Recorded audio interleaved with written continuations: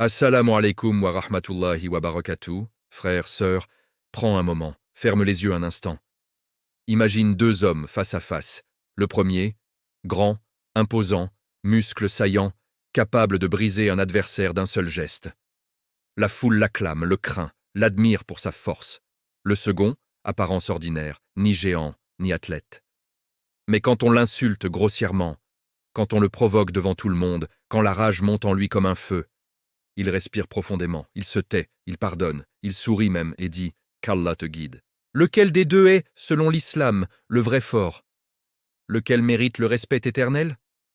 Le messager d'Allah, celui dont la parole est lumière, nous a donné la réponse qui renverse tout ce que le monde nous enseigne depuis des millénaires. Abu Huraira, radiyallahu anhu, rapporte « Le fort n'est pas celui qui terrasse les gens dans la lutte. Le vrai fort, c'est celui qui se maîtrise lui-même quand la colère s'empare de lui. » Et dans une autre version rapportée par Ibn Hibban, authentifiée, « Les forts ne sont pas ceux qui dominent les gens.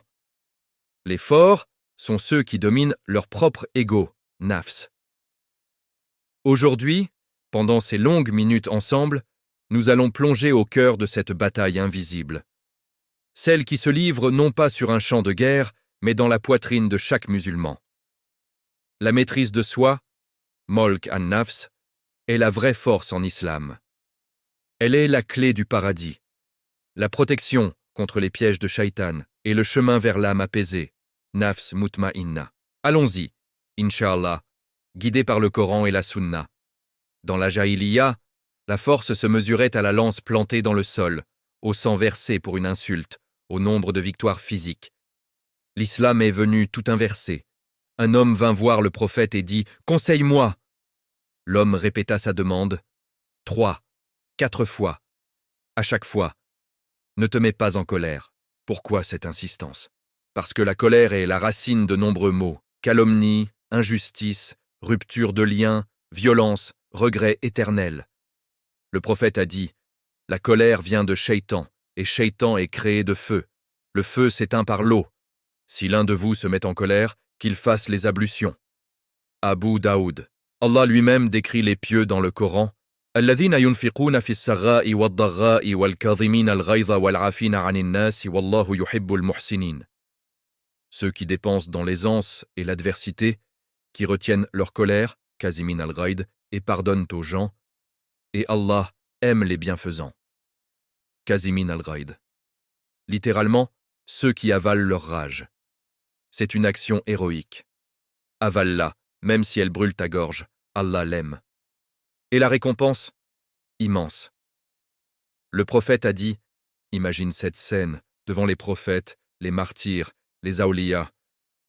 Allah te met à l'honneur parce que tu as maîtrisé ta langue, tes mains, ton cœur. Ça, c'est la vraie puissance, pas celle qui s'épuise en un instant, mais celle qui dure jusqu'au jour dernier. Allah ajoute dans la sourate Ash-Shura, et celui qui patiente et pardonne, cela fait partie des résolutions fermes. Le combat invisible, Jihad al-Nafs. Ils demandèrent « Quel est le plus grand jihad ?» Il répondit « Le jihad contre soi-même, Jihad al-Nafs. » Rapporté dans plusieurs sources, sens confirmé par le Coran et Sunna, Allah jure par l'âme dans la sourate Ash-Shams « Wa nafsin wa ma sawaha, ar fa'alhamaha fujuraha wa taqwaha, ar qad aflaha man zakkaha, ar wa qad khaba man dassaha. » Par l'âme et celui qui l'a façonné harmonieusement et lui a inspiré son vice et sa piété. Celui qui la purifie, Zakaha, a réussi, et celui qui la corrompt, Dasaha, a échoué. Chaque jour, ton nafs te pousse à procrastiner la prière pour scroller sur le téléphone, à regarder ce qui est haram juste une seconde, à répondre par l'insulte quand on te critique, à envier le succès d'un frère au lieu de le féliciter, à manger excessivement, à dépenser inutilement, à accumuler la rancune. Les savants décrivent 3 stades du nafs.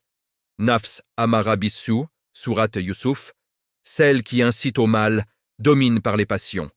Nafs lawwama, sourate Al-Qiyamah, celle qui se blâme, regrette ses erreurs, c'est le début de la victoire. Nafs mutma'inna, sourate Al-Fajr. Ô âme apaisée, retourne vers ton Seigneur, satisfaite et agréée. entre parmi mes serviteurs et entre dans mon paradis. Le but du jihad al-nafs.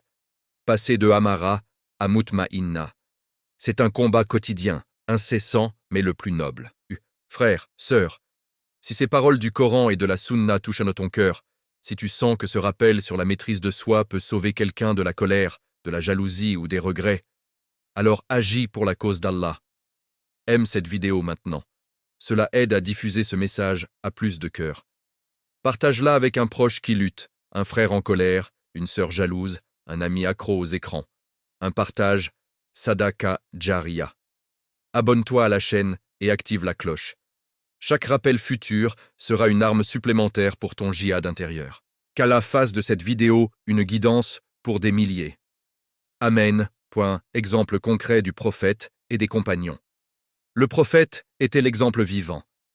À Taïf, lapidé jusqu'au sang, l'ange Jibril proposa d'écraser la ville.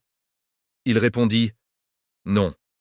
Peut-être leurs descendants croiront en un seul Allah. » Sira. Quand les Kouraïchites lui jetèrent des ordures, il passait et disait « Ô Allah, guide mon peuple, car ils ne savent pas. » Abu Bakr radiyallahu anh insulté violemment. Il se tut. Le prophète dit « Un ange répondait à sa place, mais Abu Bakr l'a fait taire par son silence. » Omar radiyallahu anh, avant l'islam connu pour sa colère explosive, devint un modèle de ilm. Un homme le provoqua. Omar répondit « Si je te réponds comme tu le mérites, je deviendrai comme toi. Je cherche refuge en Allah. » Anas ibn Malik. Un bédouin urina dans la mosquée. Les compagnons voulurent le frapper, le prophète. Laissez-le finir, puis nettoyer. Puis il parla doucement au bédouin qui embrassa l'islam. Un jour, un compagnon se mit en colère. Le prophète dit « Je connais des mots qui dissipent la colère. A'udhu billahi min shaytan rajim. Rapporté par Ahmad. Moussa alayhi salam, en colère contre son peuple pour le veau d'or, jeta les tablettes. Puis se repentit et demanda pardon, Al-Araf. Même les prophètes maîtrisent leur colère par Tauba. Ces exemples nous montrent la force n'est pas l'absence de colère, mais sa gestion pour Allah. Les pièges du nafs et comment les vaincre au quotidien. Aujourd'hui, le nafs a de nouveaux masques, colère au volant ou en dispute familiale. Jalousie sur Instagram devant la vie parfaite des autres. Rancune qui s'installe après une trahison, conseil pratique du prophète et des savants. Reconnaître tôt. Dès que la chaleur monte, dis « A'udhu billahi minash shaitan rajim. Changer de position. Debout, assis, allongé. Abu Daoud. Ablution. L'eau éteint le feu de la colère. Abu Daoud. Se taire. Si vous vous mettez en colère, taisez-vous. Ahmad. Pensez à Allah. Rappelle-toi, celui qui te voit est plus grand que celui qui t'a énervé. Jeûne volontaire. Affaiblis le nafs. Le prophète disait « Le jeûne est un bouclier. » Dhikr abondant, Subhanallah, Alhamdulillah, Allahu Akbar, calme le cœur. Pardon rapide. Ne couche pas avec rancune. Demande pardon même si tu as raison. Moins manger, le prophète. Le fils d'Adam ne remplit pas un récipient pire que son ventre. Tirmidhi. Réfléchir aux conséquences. Une parole en colère peut détruire des années de bonnes actions. Chaque petite victoire compte. Chaque non à ton nafs est une brique pour ton palais au paradis. Frère, sœur, la vraie force n'est pas ce que le monde vend. Muscles, argent, pouvoir, like. C'est quand ton nafs hurle, venge-toi, consomme, insulte, et que ton cœur, fortifié par la foi, répond non, pour Allah seul. Le jour où ni richesse ni enfants ne profiteront, seul viendra avec un cœur sain, Qalb Salim. Et ce cœur naît d'une maîtrise à la fois, une colère avalée, un regard baissé, une excuse donnée, une prière malgré la fatigue. Commence aujourd'hui. Relève le défi. Aujourd'hui, une seule colère retenue. Demain, une autre. Bientôt, ton nafs deviendra allié. Dis dans ton cœur, « Ô Allah, toi qui apaises les cœurs, rends-moi maître de mon nafs, pas son esclave. Fais de moi un de tes serviteurs mutmaïnna. Rassemble-nous au paradis avec ceux que tu aimes. » Si ce long rappel t'a touché, si tu veux continuer ce chemin ensemble, aime cette vidéo dès maintenant, une action simple qui multiplie la récompense. Partage-la massivement, Famille, amis, groupe, WhatsApp, réseau. Chaque vue peut être une lumière dans un cœur obscurci. Abonne-toi à la chaîne et active les notifications.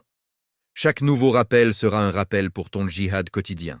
Qu'Allah nous accorde la vraie force, celle qui domine les passions pour plaire au miséricordieux.